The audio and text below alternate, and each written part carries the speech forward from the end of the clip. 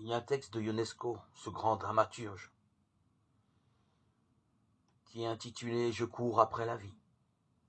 Permettez-moi de vous dire, même s'il est un peu long, ce texte, rien ne nous situera mieux le vide poignant de tant d'hommes de notre temps, qui courent après la vie sans espoir de rien rattraper.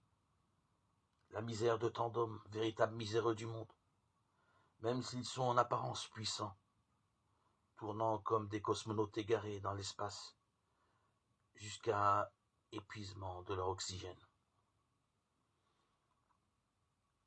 Les satisfactions que je cherchais pour combler une vie, un vide, une nostalgie, et que j'ai obtenues ont réussi parfois même, mais si peu à masquer le malaise existentiel que je vivais.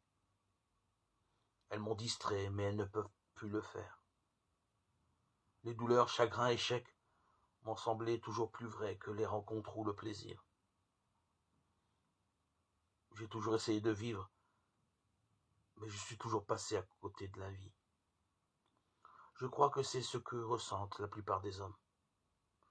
Je n'ai pas su m'oublier. Pour m'oublier, il faut oublier non seulement ma propre mort, mais oublier que ceux que l'on aime meurent et que le monde a une fin. L'idée de la fin dans ce texte m'angoisse et m'exaspère.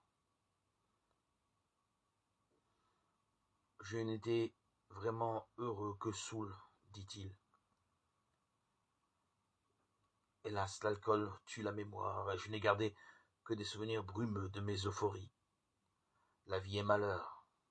Cela ne m'empêche pas de préférer la vie à la mort, exister à ne pas exister, car je ne suis pas sûr d'être une fois que je n'existerai plus. Exister étant la seule manière d'être que je connaisse, je m'accroche à cette existence, car je ne puis m'imaginer hélas une manière d'être hors de l'existence. Il y a l'âge d'or, c'est l'âge de l'enfance, de l'ignorance. Dès que l'on sait que l'on va mourir, l'enfance est terminée. Comme je l'ai dit, elle a fini pour moi très tôt.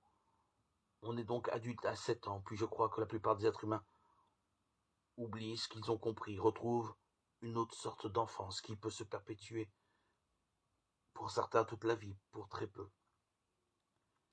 Ce n'est pas une véritable enfance, c'est une sorte d'oubli.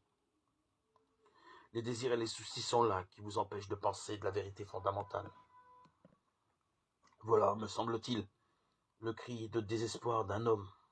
Ce texte de Ionesco me communique la tristesse et la déception qu'ont les gens à vivre de ce monde,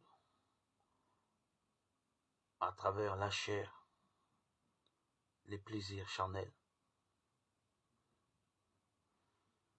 Quelle urgence pour nous de faire pressentir à ces hommes qui courent après leur vie le tressaillement de joie disciple de Saint-Pierre.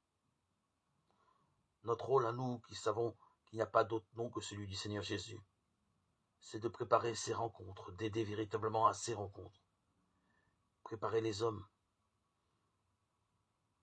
à croire, à vivre de la relation du Christ vivant, et non pas à une religion de Jésus-Christ mi-mort, mort.